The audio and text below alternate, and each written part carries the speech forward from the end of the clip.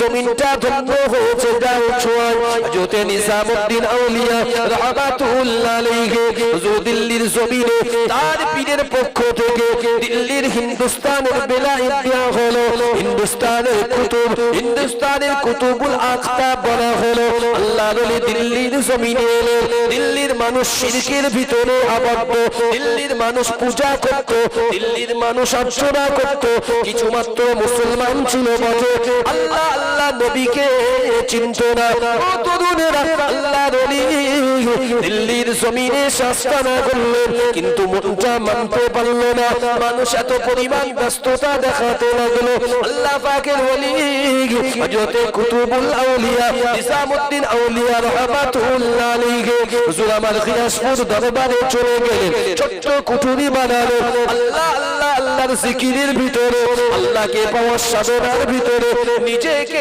ডুবিয়ে দিয়েছিলেন জোরে বলেন সুবহানাল্লাহ ও যুবকেরা দুনিয়ার জমিনে তথা আজ ভারতবর্ষের জমিনে আমাদের জিনিসের উপরে আঙুল ওঠে আমাদের উপরে জোর জবরদস্তি করা হয় আমাদের উপরে সরকারি অত্যাচার স্টিম রোলারটা চালানো হয় কিন্তু না একটা পিরিয়ডে একটা হুজুর আমার নিজেই জানিয়েছেন আল্লাহর ওলি সুলতানুল আউলিয়া হযরত নিজামউদ্দিন আউলিয়া রাহমাতুল্লাহ আলাইহি খিয়ারুল আউলিয়া নামক কিতাবের বর্ণনা আল্লাহ পাকের ওলি সেই দিন থেকে নিজে বুঝতে পারলেন না না না আমি বড় ভুল করেছি আমি বড় গলতি করেছি নিজে নিজে বলেছিলেন নিজাম ও নিজামউদ্দিন তুমি এটা কি করলে পীরের সঙ্গে বড় বেয়াদবি করলে নিজামউদ্দিন আউলিয়ার পীর বলেছিলেন ও বাবা নিজামউদ্দিন তুমি আল্লাহর কাছে তওবা করো হুজুর আমি কেমন তওবাটা করব আল্লাহ পাকের ওলি বলেছিলেন ইয়া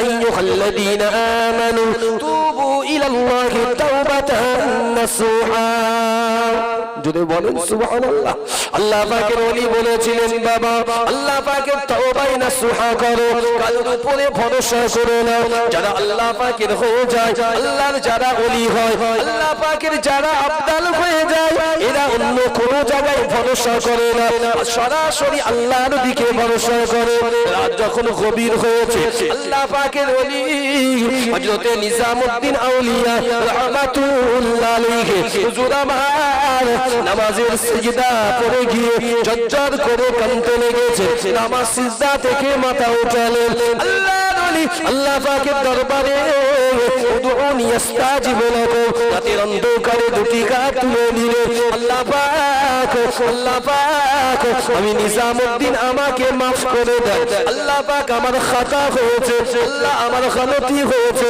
ও রব্বুল আলামিন আল্লাহ আমি নিজামউদ্দিন বুঝতে পারিনি আল্লাহ পাক আপনার উপর ভরসা রাখতে পারিনি ও রব্বুল আলামিন আল্লাহ আমি নিজামউদ্দিনকে maaf করে দেন আল্লাহ আমি তওবা করে নিলাম আল্লাহ পাকের ওলি যখন তওবাটা করলেন আল্লাহর ওলি রোনাজারি করে পিছন থেকে তার পীর এসে আল্লাহর ওলির কাঁধেতে হাত রাখলেন ও বাবা নিজামউদ্দিন ও বাবা নিজাম কেঁদো না বাবা আল্লাহ তোমার তওবাটা মঞ্জুর করে নিয়েছে আল্লাহ তোমাকে মাহবুবদের দলভুক্ত করে নিয়েছেন জোরে বলেন সুবহানাল্লাহ আরো জোরে বলেন সুবহানাল্লাহ কোন এক তারিখে কয়েকদিনের ভিতরে পীর ডেকে বললেন বাবা তুমি আমার খিদমতের থেকে বেকার সময় নষ্ট করো না চলে যাও দিল্লির জমিনে মানুষগুলো দুনিয়া হারা এই মানুষগুলো আখিরাত ভোলা আল্লাহ ভোলা এরা দুনিয়ার ভক্তিতে আবদ্ধ চলে যাও ওখানে গিয়ে তুমি মানুষকে ইসলামের পথে দাওয়াত দাও তখন থেকে আসলেন দিল্লির জমিনে নিজামউদ্দিন আউলিয়া অনেক ইতিহাস আছে গিয়াসউদ্দিন বলবান কেউ বলেছে ইতিহাস বলছে গিয়াসউদ্দিন বলবান তিনি এক সময় বাংলা উড়িষ্যা বা দিল্লির নবাব ছিলেন কুতুব ছিলেন উনি কোন সময় ঈর্ষা করে হিংসা করে উনি লোক মারফত এবং নিজে বুঝতে পারলেন গিয়াসপুরে নিজামউদ্দিন আউলিয়ার কাছে যা মানুষ যায় আমি বাদশা হয়ে আমার কাছে অত মানুষ আসে না কথা বুঝতে পারলেন হিংসা হবে না হিংসা তো হয়। উনি বুঝতে পারলেন উনি 1 তারিখে কোথায় একটা গিয়েছেন রাজ্য জয় করে, ওখান থেকে সৈন্যবাহিনীর একজন হেড কমান্ডারকে পাঠিয়েছে, যাও নিজামউদ্দিনের কাছে যাওয়ার গিয়ে বলো আমি দিল্লিতে ফেরার আগে আগে গিয়াসপুর ত্যাগ করে জানো লোটা কম্বল গুছিয়ে নিয়ে অন্য কোনো জায়গায় যেন নিজের ইবাদত আস্তানা গড়ে। সৈন্যবাহিনীর কমান্ডার আস্তে আস্তে ঘোড়া ছুটিয়ে সবার আগে চলে গিয়েছে, গিয়ে নিজামউদ্দিন হুজুরকে বললেন, হুজুর বাদশা তো এই ফরমান জারি করেছে এখানে আপনাকে থাকতে দিতে চায় না, কেন?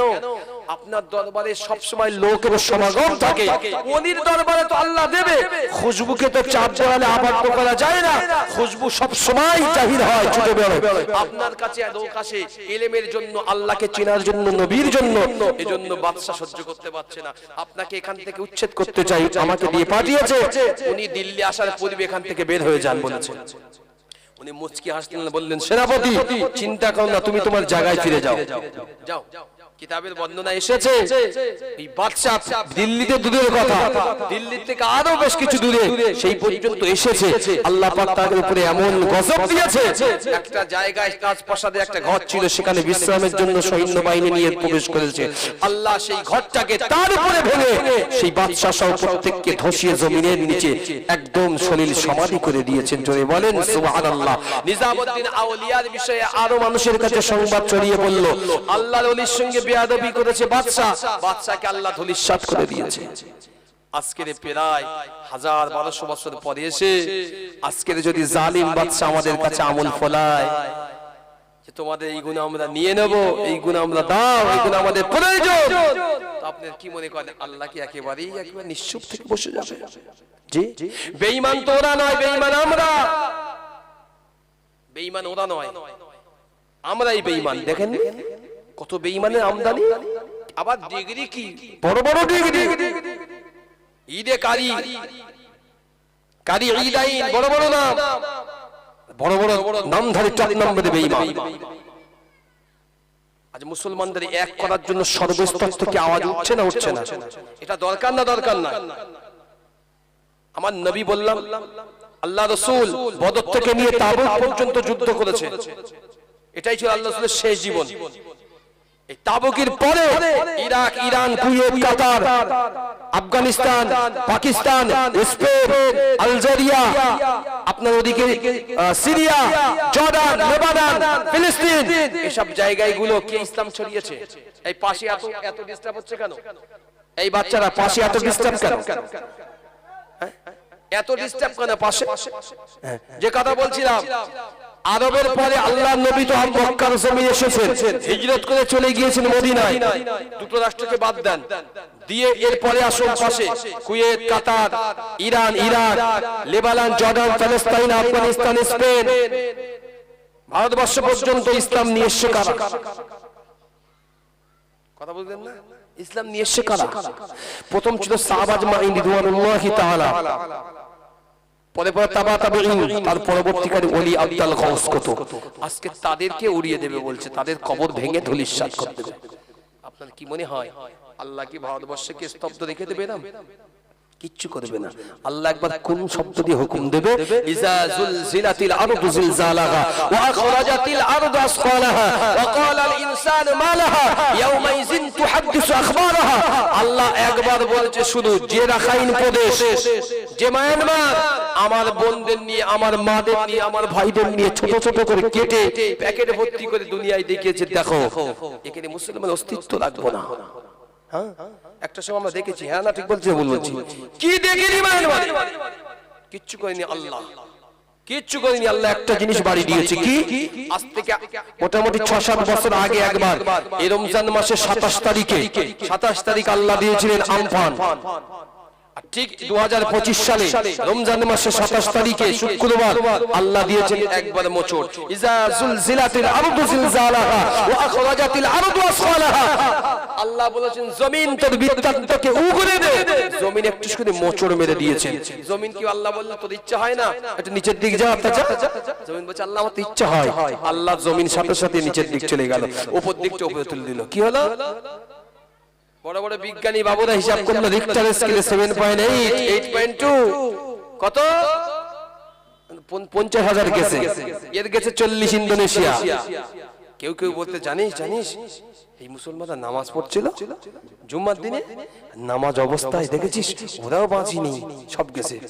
আপনার কি মনে হয়, কথা বুঝলেন, আপনার কি মনে হয় বন্যার পানি যখন এখানে আসবেন, আপনি যখন এখানে বসে বসে আল্লাহ আল্লাহ করবেন, সব ফালাচ্ছে সব বাঁচার জন্য, আপনি বলে আমি পীর সাহেব এখানে বসে আল্লাহ আল্লাহ করবো, আপনার কি পানি এসে পায় কি চুমু খাবে? আপনাকে ছেড়ে দেবে না? তাহলে আপনারও উচিত আপনার বাঁচার জন্য একটা সেফ জায়গা জায়গা, ঠিক না? ঠিক আছে, মুসলমান নামাজ পড়ছিল বলে আল্লাহ গজব দেবে না, তাহলে তো ধারণাই উল্টো। আল্লাহ কাউকে রেহাত দেয় না, আল্লাহ কাউকে বিয়াত করবেন না। আল্লাহ যখন গজব দেবেন, আমি আপনি টুপিদারি দাড়িওয়ালা নামাজি মুত্তাকি আলেম পরেজগার আল্লাহ কাউকে দেখবেন না, আল্লাহ কাউকে দেখবেন না, সকলকেই গজবের ভিতরে ফেলবে। এজন্য জনপদ যখন গজবে আক্রান্ত হয়, ওলামা নয় হাদিসের কথা যারা ওলামা হন, বুঝে সোজা যারা একটু হাদিস শরীফ সম্পর্কে জ্ঞান রাখেন, তারা জনপদ ছেড়ে চলে যান যখন খুব অন্যায় হয়, কারণ জানে আল্লাহর গজবটা যে কোনো মুহূর্তে আমাদের কাছে আসতে পারে। ঠিক না ভুল বলছি? আমাদের কাছে আসতে পারে। আমি তো শেষের দিকে যাব, খুব বেশি সময় নেই, ওলামা আসবেন, শুধু ছোট দুই একটি কথা বলি। আপনারা যারা বসে আছেন, মেসেজটা আপনারাও শুনেছেন, শুনেননি কি? আগামী 26 তারিখে জনসভা আছে কলকাতায় আমাদের ওয়াকফ বিলের বিরুদ্ধে, শুনেছেন তো? যাবেন তো? যাওয়ার চেষ্টা আছে তো? জি, ঈমানি দায়িত্ব আমার। আমি আপনাকে বলছি, ঈমানি দায়িত্ব আমার, আপনার। আমার জিনিস আপনার জিনিস, আমাদের জিনিস। তুমি আমার সম্পত্তি নেবে, আমার উপরে চোখ রাঙাবে, এটা আমি হতে দেবো না, এটা হতে দেবো না। ইসলামের বিধান আছে, ওলামাদের কাছে শুনবেন আপনি। যদি আপনি ওয়াকফ কিছু নিতে চান, ওয়াকফের বিষয়ে বহু ফিকহির কিতাব আছে, ফিকহি। এই ওয়াকফের বিষয় বুঝতে গেলে ফিকহিদের কাছে বুঝতে হবে, ফিকহিদের কাছে শুনতে হবে। বড় বড় ফিকহ সম্পন্ন, যোগ্যতা সম্পন্ন ওলামাদের নিয়ে বসতে হবে, তারপরে ওয়াকফ আইন পরিবর্তন করতে। এটা হচ্ছে শরীয়তের নিয়ম। আপনি কারোর কাছে বুঝলেন না, বসলেন না, আপনি আপনার বগলটা ইঁটে দিয়েছে তিনটে বলে ভারী দেখাচ্ছে মনে হচ্ছে, গেই বগল চেপে দিয়েছেন, এই বগল আমার। একবারও বুঝলেন না ইটটা কার আছে, আমার না অন্য কার। এটা আল্লাহ পাকের আইন, মনে রাখুন। আমরা দিয়েছি আমাদের পূর্বপুরুষ, একদিন আমাদের আসামির কাঠ করে উঠতে হবে। আমরা সম্পত্তি রেখে দিয়েছি, তোমরা রক্ষাও করতে পারলে না, বৈধ সম্পত্তি, সেদিন আমরা হিসাব দিতে পারবো না। আল্লাহ তৌফিক দেন, আমরা যেন প্রত্যেকে তৈরি থাকে। আগামী 26 তারিখে আমরা প্রত্যেকেই যাব। যে কুচক্রান্ত যাই বলুক, যে বরকতি বলেন আর যে কারিদাইন বলেন, ও আমি 2 পয়সাও দাম দেই না, আমরা ওদের 2 পয়সা দাম দেই না। এরা গদ্দার, জাতির গদ্দার, এরা ইসলামের দুশমন, এরা জাতির দুশমন, এরা কোরআনের দুশমন, নবীর দুশমন, এরা হাদিসের দুশমন। না তো এরা কখনো এরকম বেঈমানি করতে পারে না জাতির সঙ্গে। সামান্য লোভে এরা বেঈমানি করতে পারে জাতির সঙ্গে। আল্লাহ হেফাজত করুক। এদের কথা শুনলে জাতি ধ্বংস হয়ে শেষ হয়ে যাবে, শেষ হয়ে যাবে, বিক্রি হয়ে যাবে ইউরোপের মতো। নাম দাড়ি রাখবে টুপিধারী, আর এরা পাঞ্জাবি আর পায়জামা বাদ দিয়ে কোট টাই স্যুট পরে বলবে নবীর সুন্নাত আদায় করতে যাব। এত যদি নবীর সুন্নাত সুন্নাত করো, এত ভালো হয় নবীর সুন্নাত। একবার সৌদিতে যদি ইসলাম এসে থাকে, সৌদিতে গিয়ে দেখো না তোমার কোন বাপ আর কোন ভাই কোট টাই পরে ইসলাম পালন করে। কথা বুঝতে পারলেন না? কোন সৌদি মানুষের দেখেছেন, ছবিতেও দেখেছেন যে জামা একটু একটু পরে, কোট টাই পরে, যা সব জুব্বা পরে। তুমি নবীর দেশ থেকে ইসলামে এত বগল বাড়াচ্ছ, নবীর দেশে এরকম নামাজ পড়ানো হয়, এত বগল বাড়াচ্ছ, তুমি কেন কোটটাই বুট পড়ছো? তুমি নবীর দেশ ওটা নাও, ও তোমার সুবিধা ভোগী, তুমি যেটা ভালো লাগছে স্বার্থ অনুযায়ী সেটা তুমি নিচ্ছ, যেটা নবীর সুন্নাত সেটা ছেড়ে দিচ্ছ। এটা কখনোই কাম্য নয়, এটা আমাদের ইসলাম দিয়ে যায়নি। আল্লাহ আমাদের তৌফিক দেন, সকলেই বলি আল্লাহুম্মা আমিন। একবার দরুদ শরীফ, আল্লাহুম্মা।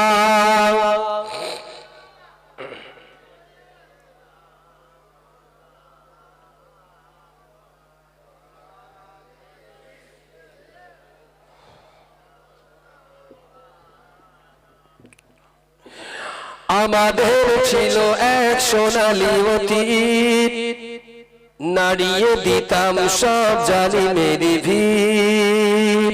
একবার যদি বলেন সুবহানাল্লাহ, সকলে আওয়াজ দিয়ে বলেন সুবহানাল্লাহ।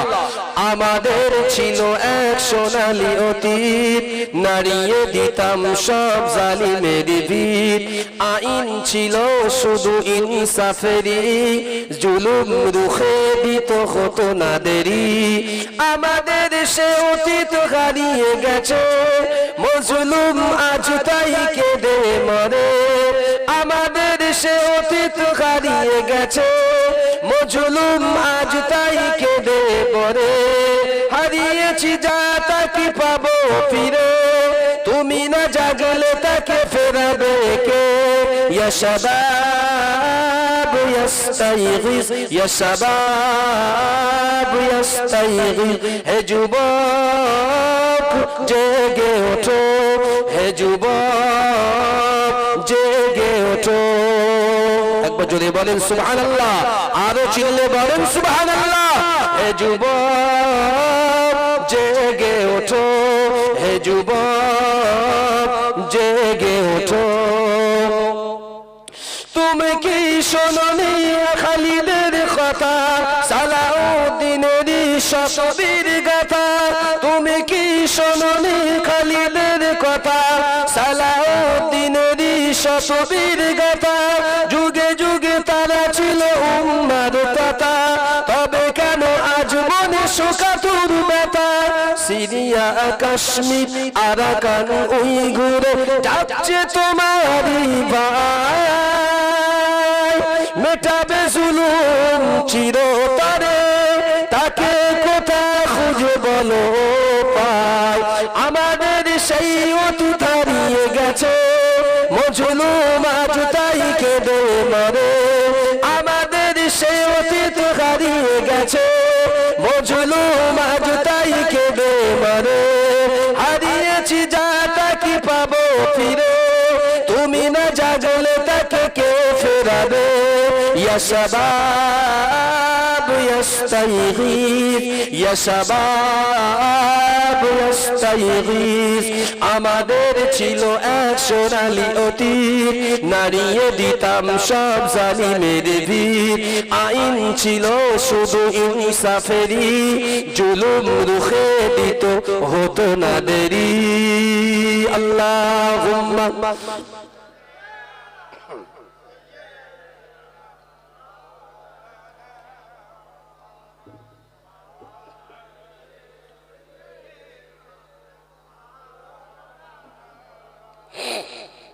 যে কথা বলছিলাম, ছোট্ট একটি বিষয় বলবো, ইনশাআল্লাহ মুখতাসার করব। আমার দিকে ভালো করে শুনবেন এই কথা। আমার নবী মদিনার জমিনে শুয়ে আছে। আপনারা সকলেই জানি মদিনা হচ্ছে জান্নাতের একটা টুকরা, যে জায়গা আল্লাহ পাকের নবী শায়িত আছে।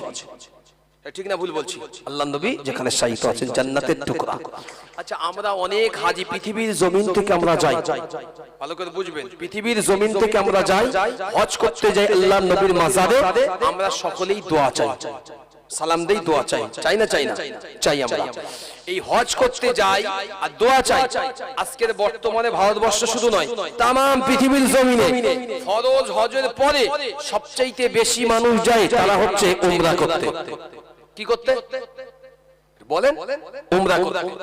এমন এমন মানুষ আছে, রাগ করবেন না, 5 বার 7 বার 10 বার উমরা হয়ে গেছে, আবার বলে যে আমার মনটা বিরাট চাই আমার নবীর দেশে যেতে।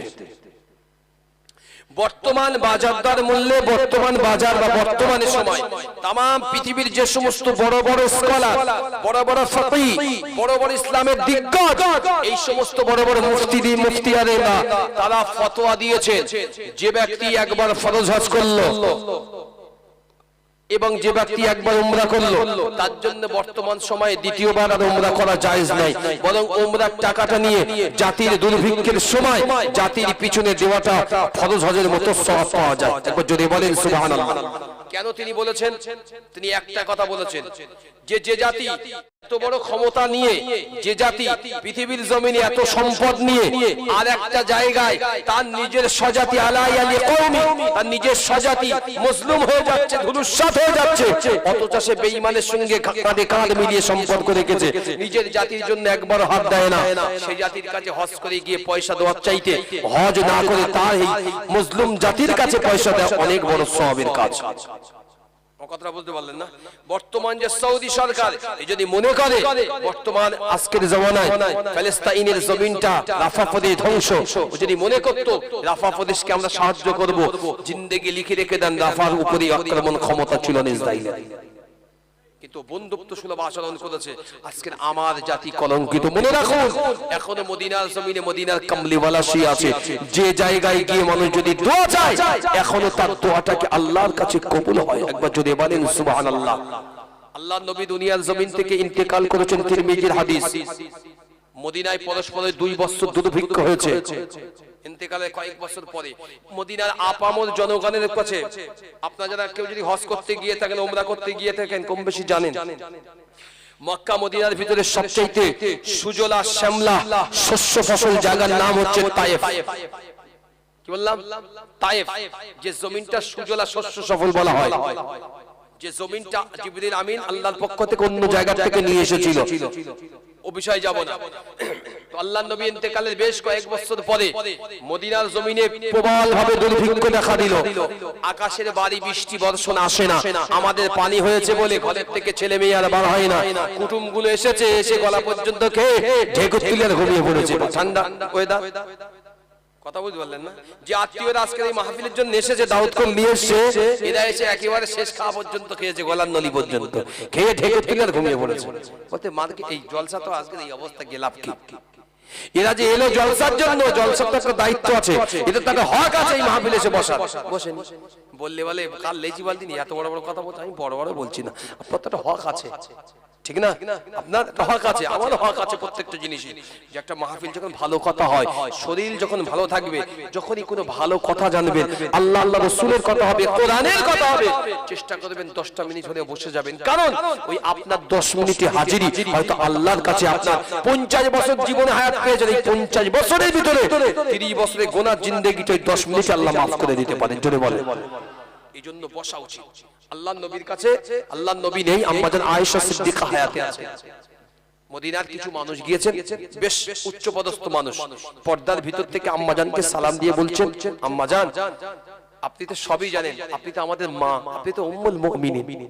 তিরমিজির হাদিস, আম্মা জান আমাদের মদিনায় 2 বছর হলো দুর্ভিক্ষ, না আছে ভালো আনাজ, না আছে খাওয়া সবজি, এমনকি উটগুলো পালান বা উটগুলো ভালো করে দুগ্ধ হয় না, ছাগল বকরিগুলো না খেয়ে মরে যাচ্ছে। আম্মা জান কি হবে, একটু দোয়া করেন না আমাদের জন্য। এই মদিনার দুর্ভিক্ষ না হলে, এই বছর যদি পানি না হয়, তা আমাদের মদিনাবাসী ধ্বংস হয়ে যাবে এক প্রকার, চাষিবাসীর কিচ্ছু থাকবে না, কিচ্ছু থাকবে না। অনেক হাজী সাহেব বলে আসে, আমি দেখেছি অনেক হাজী সাহেব শুনেছি, মদিনায় গিয়েছিলাম, দোয়া চেয়েছি, হজ করতে গিয়েছিলাম বটে, বলতে পারবো না ঠিক কি হয়েছে, কবুল হয়েছে আল্লাহ বেশি জানে। অনেক হাজী সাহেব ফিরে আসার পরে আমি উক্তি শুনেছি, মানে সে কনফার্ম না যে হ্যাঁ আমার দোয়াটা আল্লাহর কাছে কবুল হয়েছে, এই কনফার্ম সে নয়। সে নিজে ফিরে এসে আবার বিড়ি খাচ্ছে, বিড়ি খেতে থাকে, সময় পয়সা পেয়েছে, এটা উমরা করে এসে এসে যে বিড়ি খাও সে বিড়ি করে এসে। এমন হাজি আছে, আবার এমন হাজি আছে একটু শুনে উমরা করে এসে তার ফতোয়ার ঠেলায় মসজিদে পা দেওয়া যায় না। আমি এটা দেখেছি। আমি এমন ব্যক্তিত্ব চিনি, নামাজ পড়ে মানুষ সামনে দিয়ে যায়, জিজ্ঞেস করে ধরে একজন, চাচা নামাজ পড়তে সামনে যাচ্ছে, সামনে যাওয়াতে কি হয়েছে, কেন গোনা হবে না? তো কিসের গোনা? মক্কা মদিনায় আমার মাথায় লাথি মেরে গেছে। আমি মিথ্যা কথা বলছি না, মক্কায় গিয়েছিলাম হজ করতে, মদিনায় আমার মাথায় লাথি মেরে লোক গিয়েছে। ও মুরব্বির এই ক্ষমতা, এই জ্ঞানটা আল্লাহ দেয়নি, কার সঙ্গে কিসের তুলনা করছে? কথা বুঝলেন না? কোন জায়গা সে কোন জায়গায় তুলনা, সেখানে সর্বদা হাজার নয়, লাখ নয়, কোটির ধাক্কা 20-50 লাখ করে মানুষ থাকে, যে হারিয়ে যেখানে যায়। আর অথচ আমরা এখানে 10 জন 20 জন 100 জন মসজিদ, আমাদের লাথি মেরে যা ঠিক হয় না। তিরমিজির হাদিস, আম্মা জানকে বললেন একটু দোয়া করেন না, যারা উম্মত এখনো ভরসা পান না নবীর দরবারে দোয়া কবুল হয়, তাদের জন্য বললাম হাদিসটা কি। আম্মা জান অনেকক্ষণ পরে আম্মা জান বলে একটা কাজ করো, তোমাদের অবস্থা তো এই, তোমরা কি চাও, আপনি একটু দোয়া করেন। তাহলে আমি দোয়া করে কি করব না, আপনি আমাদের নবীর বিবি, আমাদের উম্মাতুল মুমিনিন, আপনি যদি দোয়া করেন আল্লাহ পাক আপনার দোয়া কি কবুল করে নেবে, আমাদের উপরে একটু বর্ষণ করবে, আমাদের বিবি বাচ্চা মদিনা খুশালি হয়ে যাবে। আম্মা জান একটু দোয়া করেন। আল্লাহ নবীর বিবি আমাদের আম্মা জান, আল্লাহ নবীর বিবি আমাদের আম্মা জান হযরত আব্দুল্লাহ ইবনে মাসউদ রাদিয়াল্লাহু তাআলা আনহু রিওয়ায়াত, আল্লাহ পাকের নবীর বিবি আমাদের উম্মুল মুমিনিন আম্মা জান আয়েশা সিদ্দিকা রাদিয়াল্লাহু তাআলা আনহা দরবারে গেলেন, আল্লাহ নবীর বিবিকে সালাম জানালেন।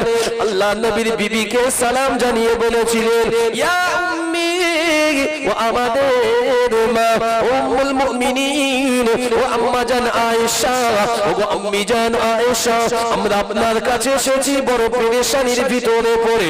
আম্মা জান, আপনি একটু আল্লাহর কাছে দোয়া চান, মদিনার জমিনগুলো শুকিয়ে গিয়েছে, মদিনার যে কটা তালাব ছিল, মদিনার ঝর্ণার পানি যেখানে সে তালাব হতো, ও আম্মা জান আয়েশা, প্রতিটা জায়গা যেন শুকিয়ে গিয়েছে। 2টি বছর হলো মদিনার জমিনে কোনো বৃষ্টি হয়নি, আল্লাহ পাক নারাজ হয়েছে, আল্লাহ আমাদের উপরে নাখোশ হয়েছে। ও আম্মি জান, আপনি দয়া করে একটু দোয়া চান। ও তরুণেরা, যুবকেরা, শুনে রেখে দাও, আমাদের আম্মা জান হযরত আয়েশা সিদ্দিকা রাদিয়াল্লাহু তাআলা আনহা বলেছিলেন, ও মদিনার মানুষেরা, আমি আয়েশা বড় গুনাহগার, আমি আয়েশা বড় খাকসাত, আমি আয়েশা কি দোয়া চাবো। মদিনার মানুষগুলো বলেছিলেন, ইয়া উম্মি আয়েশা, আপনি আল্লাহ নবীর কলিজার টুকরি বিবি, আপনি ছিলেন আয়েশাতুল হুমায়রা, আপনি ছিলেন লাল টুকটুকে বিবি, আপনি যদি দোয়া চান, ও আম্মি জান, নিশ্চয় আমার আল্লাহ মদিনার জমিনে বাড়িবার সোম পরিয়ে দেবেন। জোরে বলেন সুবহানাল্লাহ। আল্লাহ পাকের নবীর বিবি আমাদের আম্মা জান হযরত আয়েশা সিদ্দিকা রাদিয়াল্লাহু তাআলা আনহা একটা কথা বলেছিলেন, নওজনেরা শুনে রেখে দাও, আল্লাহ পাকের নবীর বিবি বলেছিলেন, ও মদিনার মানুষেরা, মদিনার জমিনে 2 বছর হলো দুর্ভিক্ষ, মদিনার ওয়ানা বৃষ্টি, কোনো বৃষ্টি নাই, মদিনার জমিনে ফসল উৎপন্ন হয় না, মদিনার দুধের কোনো বাটে, মদিনার উটের বাটে কোনো দুধ নাই, ছাগল কোনো দুধ না পান করে মারা যাচ্ছে, মদিনার জমিনের বড় করুণ অবস্থা। ও আল্লাহ নবীর উম্মত উম্মতিরা, আমি আয়েশা দোয়া চাইব না, তবে একটা তারকিব তোমাদেরকে জানিয়ে দিলাম। আম্মা জান আয়েশা বলেছিলেন, ও মদিনার মানুষেরা, আমি একটা কথা বলি, তোমরা যদি কথাটা মেনে নাও, তবে আল্লাহ তার জান্নাতি বাড়িবার সোম দিতে পারে। মদিনার মানুষেরা বলেছিলেন, ইয়া উম্মি আয়েশা, আপনি আমাদেরকে বলেন কি এমন কাজ আছে আমরা করতে চাই। আমাদের আম্মা জান আয়েশা বলেছিলেন, ও মদিনার মানুষেরা, তোমরা নূর নবীর মাজার দেখতে পাচ্ছ, জিন্দা নবী, দয়ার নবী শুয়ে আছে, নূরের নবী তাজদারে মদিনা শুয়ে আছে। ও নবীর উম্মতগুলো, তোমরা শোনো, আল্লাহ নবীর মাজারের কাছে যাও, দয়ার নবীর রওজা পাহাড়ে যাও, আল্লাহ নবীর মাজারটাকে দেখে সকলে একবার সালাম দাও, কলিজা বলে সালাম দিয়ে নূর নবীর কাছে, আল্লাহর কাছে দোয়া চাও, আমার নবীর ওসিলা দাও। দোয়াটা শেষ হয়ে গেলে তোমরা নবীর মাজারের ছাদে যে কোনো একটি সাইডে সামান্য সুচ পরিমাণ হলো আল্লাহ নবীর ছাদটা তোমরা ছিদ্র করে দাও। জোরে বলেন সুবহানাল্লাহ। কি বলেছেন বলেন? তোমরা নবীর মাজারে যাও, রওজায় যাও, গিয়ে রওজা তাহার একটু দোয়া চাও, সালাম দাও, আল্লাহর কাছে দোয়া চাও, তোমার নবীর ওসিলা দিয়ে দোয়া চেয়ে নবীর মাজার মুকদ্দাসে ছাদ মোবারক যে আছে, ছাদ সবুজ গম্বুজের যে ছাদ ছিল আগে, পরে তো সবুজ গম্বুজ হয়েছে, ওই ছাদ মোবারক তোমরা একটা সাইটে সামান্য সোচ পরিমাণ হলেও ছিদ্র করে দাও, ছিদ্র। অনেক মানুষ মনে করেন যে মাজার মুকদ্দাসে ছিদ্র করে কি হয়, বা নবীর মাজার একটু ফাঁকা থাকলে ফাঁকা রয়েছে কি হয়। মনে রাখুন, আল্লাহ আর তার বান্দার সঙ্গে ডাইরেক্ট কথোপকথন সবচেয়ে ভালো হয় রাতের অন্ধকারে। আল্লাহ চায় না যে আমি আমার বান্দার মাঝে তৃতীয় কোনো ব্যক্তি আসুক। এজন্য বান্দা যখন নামাজে সলাতে দাঁড়ায়, বান্দা যখন সলাতে দাঁড়ায় তখন আল্লাহর সঙ্গে বান্দার দিদার হয়, কথা হয়। যদি কেউ যদি মনে করে আমি আমার রবটাকে দেখতে পাই না, আল্লাহকে দেখতে পাই না, সাল্লু কামা রাআইতুমুনি উসাল্লি, তবে রবের ঘোষণা নবী বলেছেন আমার আল্লাহ তাকে দেখতে পাচ্ছেন। একবার জোরে বলেন, আমি আমার চোখে আমার আল্লাহকে দেখতে পাই না যদি মনেও হয়, আল্লাহ বলে বান্দা তুই চিন্তা করিস না, আমি আল্লাহ আমি তোকে দেখছি। এটা আমার আল্লাহর ঘোষণা। এবারে আসুন, আল্লাহর নবীর বিবি আয়েশা সিদ্দিকা আম্মা জান বললেন আমার নবীর মাজারের কোন একটি সাইডে সামান্য সুচ পরিমাণ হলেও একটু ছিদ্র করে দাও। কেন তোমরা ছিদ্রটা করে দাও না?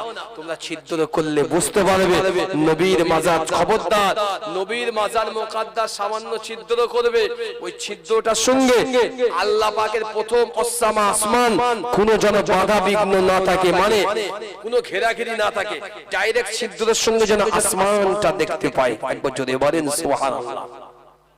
আল্লাহ নবী সাহাবীদের বর্ণনা, আব্দুল্লাহ ইবনে মাসউদ, আল্লাহ নবী সাহাবীর বর্ণনা, মুসলমান আম্মা জান আয়েশা সিদ্দিকা রাদিয়াল্লাহু তাআলা আনহা মদিনার মানুষদেরকে জানিয়ে দিল তোমরা চলে যাও, চলে যাও নূর নবী দয়ার নবী রওজা আতহারে মুবারকে চলে যাও। ও যুবকেরা, তরুণেরা, আল্লাহ নবীর কয়েকজন উম্মত আল্লাহ নবীর রওজা আতহারে চলে গেল। আল্লাহ নবীর কবরকে সামনে রেখে, আল্লাহ নবীর মাজার মুকাদ্দাস সামনে রেখে তারা আল্লাহ নবীকে সালাম জানালো। সালাম জানিয়ে আল্লাহ পাকের দরবারে আল্লাহ নবীর মাজার সামনে রেখে আল্লাহ দরবারে দুটি হাত তুলে রোনা জারি করতে লাগলো, আল্লাহ পাক আমাদের মদিনার দুর্ভিক্ষতা আপনি তাড়িয়ে দেন, আল্লাহ পাক মদিনার জমিনে দুর্ভিক্ষতা তাড়িয়ে দেন। ও রব্বুল আলামিন, আল্লাহ মদিনার জমিন আল্লাহ আপনার নূর নবীর জমিন, আল্লাহ আপনার দয়ার নবীর জমিন, আল্লাহ পাক এই জমিনটা হলো জান্নাতের জমিন। আল্লাহ পাক এই জমিনে ঘাস উৎপন্ন হয় না, ফসল উৎপন্ন হয় না।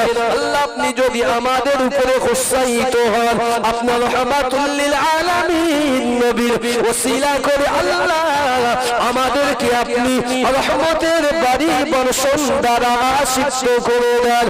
আল্লাহ নবীর কয়েকজন উম্মত তারা দোয়াটা আছে, আল্লাহ পাকের নবী রওজা আতহার, আল্লাহ নবী রওজা মুকাদ্দাসের ছাদের একটি সাইডে একটা সামান্য ফুটো করে দিল। ও তরুণেরা, তাদের বর্ণনাটা শুনে নাও। আমার নবী রওজার ছাদ মোবারক সামান্য একটু ছিদ্র করেছিলাম, হঠাৎ দেখতে পেলাম রওজা থেকে একটা নূরের আলো ফাঁকা যেন সরাসরি লাইটের ন্যায় আল্লাহর প্রথম আসমানে গিয়ে পড়েছিল। জোরে বলেন সুবহানাল্লাহ। আল্লাহ নবীর বিবি আম্মা জান হযরত আয়েশা সিদ্দিকা রাদিয়াল্লাহু তাআলা আনহা রিওয়ায়াত, আল্লাহ পাকের নবীর বিবি আমাদের আম্মা জান তিনি রিওয়ায়াত বর্ণনা করলেন দোয়াটা শেষ করেছে, সবে চাঁদটাকে ফুটো করে ঘরে গিয়েছে। রাত হওয়ার আগে আগে গোটা মদিনার জমিনটা আল্লাহ এত বাড়ি বর্ষণ দিয়েছে, মানুষগুলো আর ঘর থেকে এবার হতে পারেননি। জোরে বলেন সুবহানাল্লাহ। রাসূলের ছাদ মোবারক ফুটো হলো, সামান্য ছিদ্র, রাত হতে পারেনি, তার আগে গোটা মদিনা সিক্ত হয়েছে। আয়েশা বললেন আমার দোয়ার প্রয়োজন নাই, যে জমিনে আল্লাহর নবী আছে জান্নাতি মানুষ, যে জমিনে নূর নবী আছে সেই জমিনে যাও, আমার কাছে যাস, নবীর রওজায় যাও, দোয়া চাও, আর গিয়ে তার ছাদের একটা অংশ সামান্য ছিদ্র করে দাও সরাসরি, কারণ যেন তার নবী তার রবের সঙ্গে সরাসরি উম্মতের জন্য দোয়া চাইতে পারে। একবার জোরে বলেন সুবহানাল্লাহ। যে নবী হাদিস আমাকে এতটুকু বোঝায়, যে নবী রওজা আতহারে শুয়ে শুয়ে আমার আপনার জন্য দোয়া চাই, সেই মুসলমানের ঈমানি পাস এত কমজোরি তো হবে না। কথা বুঝতে পারলেন না? সেই মুসলমানের ইমানি তাকাত পাওয়া এত কমজোরি হওয়ার কথা নয়। যে নবী আজও আমাদের জন্য দোয়া করছে, কিয়ামতের দিনেও দোয়া করবে, সেই নবীর জন্য আমাদের অতটা একদম সরাসরি কি বলা যায়, অতটা আমরা কমজোরি নয়, বরং আমরা আমার নবীর জন্য, আমরা আমার রাসূলের জন্য অনেকটাই পাওয়ার আছে। অন্য মানুষরা যারা আমাদের বিষয়ে কথা বলে, কোরআনটা খুলে দেখে, কোরআনের ভিতরে স্পষ্ট ভাষায় বলা হয়েছে পৃথিবীতে আল্লাহ 1.25 লক্ষ নবী, 313 জন রাসূল পাঠিয়েছেন। প্রত্যেকটি নবী রাসূলের যে সহিফা কিতাব দিয়েছেন, প্রত্যেকটি কিতাবে আল্লাহ আমার আর আপনার কথা বেশি বেশি লিখেছেন। কোরআন তার দলিল দিয়েছে, ওমাসালুকুম ফিত তাওরাতি ওয়া মাসালুকুম ফিল ইনজিল। দুনিয়ার জমিনে আল্লাহ ইনজিল পাঠিয়েছেন, তাওরাত পাঠিয়েছেন, জবুর পাঠিয়েছেন। প্রত্যেকটি কিতাবের পান্না খুললে আগে মুহাম্মদুর রাসূলুল্লাহর উম্মতের কথা বেশি আলোচিত। একবার জোরে বলে কেন আমাদের কথা আলোচিত? আমরা হচ্ছে সবচেয়ে উন্নত উম্মত। কুনতুম খায়রা উম্মাতিন উখরিজাত লিন-নাস তা'মুরুনা বিল মা'রুফ। হতে পারি গরীব, হতে পারি অসহায়, হতে পারি বুড়া, হতে পারি বৃদ্ধা। কি হয়েছে? আমরা একবার জবান থেকে আল্লাহর কাছে চাইবো, রব্বি আল্লাহ, আমরা তোমার জিকির করি, ওয়া যাকিরিন আল্লাহ। আল্লাহ বলেছে যারা আমার জিকির করে দুনিয়ার যে কোনো জায়গায় হোক, আমি আল্লাহ তার জীবনের গুনাহ maaf করতে সময় নেই না। জোরে বলে আল্লাহ আবারও বললেন, ওয়া মিনাল লাইলি ফাতাহাজ্জাদ বিহি নাফিলাতাল লাক আসা আন ইয়াবআসাকা রাব্বুকা মাকামান মাহমুদা। বান্দা, আজকে যারা মাহফিল শুনছো সকলের জন্য উপদেশটা দিয়ে যায়। অনেকের ঘরে বিবি আছে, মা আছে, অনেকের বয়স 40, 50, 60, কেউ আছো যুবক একদম তরতাজা নওজোয়ান। আল্লাহ বললে বান্দা, তুই গুনাহ করেছিস, অনেক গুনাহ করেছিস, দিনই গুনাহ করেছিস, রাতের বেলা গুনাহ করেছিস, তোর গুনাহের কোনো শেষ নাই বান্দা। পরোয়া নাই, তুই জানিস না তুই কত গুনাহ করেছিস। বান্দা একটা কথা শোন, তুই গুনাহ করেছিস তা কি হয়েছে? রাত গভীর হয়ে গিয়েছে, তোর বিবিটা শুয়ে পড়েছে, সুন্দরী বিবি, ছোট্ট ফুটফুটে সন্তান কোলে নিয়ে তুই ঘুম থেকে উঠে আয়, উঠে এসে তুই আল্লাহ পাকের জন্য নিজে ওযু হওয়া পবিত্রতা অর্জন কর, তাওরাত অর্জন কর। আমি আল্লাহ আমার জন্য নামাজের পাটিটা ফেলে আমার জন্য দাঁড়িয়ে যাও। আমিনাল লাইলি ফাতাহাজ্জাদ বিহি নাফিলাতাল লাক। রাত গভীর হবে বান্দা, তুই দাঁড়া, তুই দাঁড়িয়ে আমি আল্লাহ আসজুদু ওয়ারকাউ মা'আর রাকিঈন, আমার রহমতের কদমে একবার সিজদা দিয়ে আর বল, আল্লাহ আমি গুনাহ করেছি, ওই আমার বাচ্চাও জানে না, আল্লাহ ওই আমার বিবি জানে না, আল্লাহ ঘরেতে আমার মা আমার বাবা আছে, ওরাও জানে না আমি কি গুনাহ করেছি। তুমি জানো, তুমি আলিমুন বিযাতিস সুদূর, তুমি জানো আল্লাহ তোমার বান্দা সারা দিন গুনাহ করেছি, এখন তোমার রহমতের কদমে লুটিয়ে পড়লাম, তুমি মালিক, তুমি আমাকে maaf করে দাও, ক্ষমা করে দাও। আল্লাহ বলছে বান্দা, তুই যখন একবার বলবি মালিক ক্ষমা কর, আল্লাহ ক্ষমা করো, তোর এক ফোঁটা চোখের পানি নাকের ডগায় আসার আগে আগে আমি আল্লাহ তোর জীবনের গুনাহগুলো maaf করে দিয়ে থাকি। একটু জোরে বলবেন না সুবহানাল্লাহ? তাহলে আমরা চাইবো কার কাছে? কথা বলেন, কার কাছে? বক্তা নিয়ে আসেন। কার কাছে চাইবো? আল্লাহর কাছে চাইবো। আল্লাহ ছাড়া আমাদের তো অন্য কোনো আর পার নাই। কারো কাছে চাইতে পারবো আমরা? কেউ আমাদের ইনসাফ দেবে? কেউ ইনসাফ দেবে না। ইনসাফ দিতে পারে আমাদের এখন আমাদের রব আল্লাহ। তবে হ্যাঁ, ইউনিট আমাদের হতে হবে। ইউনিট বুঝেছ তো? একতা আমাদের হতে হবে। রাসূলুল্লাহ জামানা থেকে একতা ছিল সাহাবাদের। কোন সাহাবার উপরে যদি কেউ আক্রমণ করত, তার জন্য রাসূলুল্লাহ সাল্লাল্লাহু আলাইহি ওয়াসাল্লামের পক্ষ থেকে চেষ্টা হতো সকলে সমন্বিতভাবে গিয়ে কিছু একটা করার জন্য। কিন্তু কখনোই এমন হতো না যে সাহাবায়ে রিদওয়ানুল্লাহি তাআলা একা একাই মার খেয়ে যেত, সাহাবারা যেত না। সামনে যতক্ষণ থাকতো ততক্ষণ পর্যন্ত আল্লাহ আল্লাহ নবী সাহাবীরা, আল্লাহ আল্লাহ নবী সাহাবীদের একে অপরকে মুহাব্বতের জন্য ছুটে যেতেন। জোরে বলেন সুবহানাল্লাহ। আয়েশার ওই হাদিসটা যে তোমরা ভেবে নিও না আমার নবী কবরে শুয়ে আছে, আমার নবী রওজা তাহারে শুয়ে আছে, নবী যে শেষ হয়ে গিয়েছে এটা ভেবো না, বরং এটা ভেবে নিও আমার নবীর দরবারে এখনো গিয়ে যদি মজলুম দোয়া চায় আল্লাহ পাকের দরবারে, এখনো তার দোয়াটাকে আল্লাহ কবুল করে নাই। একবার যদি বলেন সুবহানাল্লাহ, সকলে চিল্লে বলেন সুবহানাল্লাহ। নারে তাকবীর, দরুদ শরীফ আল্লাহুম্মা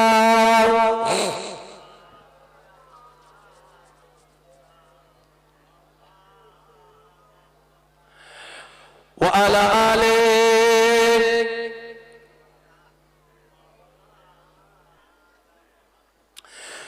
उन कदम चूमने का सिला मिल गया,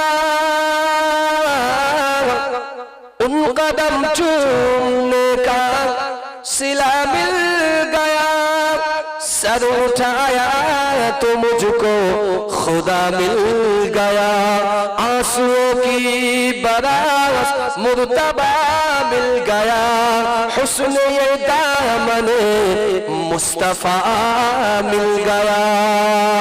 अल्लाहुम्मा সকলে তাকবীর দেন, নারায়ে তাকবীর, নারায়ে তাকবীর, নারায়ে তাকবীর। সিলসিলায়ে হক মুজাদ্দিদুস সাবাত, সিলসিলায়ে হক মুজাদ্দিদুস সাবাত, জনাব হযরত মাওলানা আজিজুল হক রহমান সাহেব বলুন জিন্দাবাদ, নারায়ে তাকবীর।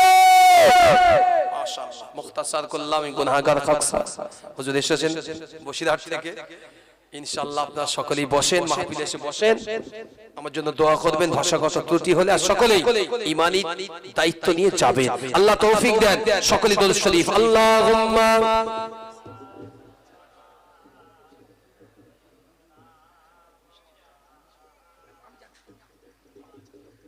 নারায়ে তাকবীর, নারায়ে তাকবীর। হযরত মাওলানা ওহিদুল ইসলাম সাহেব ফুরফুরা শরীফ, নারায়ে তাকবীর। ওহিদুল ইসলাম সাহেব, আলহাজ হযরত মাওলানা জমাত আলী সাহেব জি, আসসালামু আলাইকুম ওয়া রাহমাতুল্লাহি ওয়া বারাকাতুহু। প্রিয় গ্রামবাসী ভাই সব, এতক্ষণ ধরে আমার স্নেহপ্রতিম, বয়সে আমার একটু ছোট হবেন উনি, জ্ঞানের দিক দিয়ে মাইক ওয়ালা ভাই আছো, একটু আওয়াজটা দেখো কেন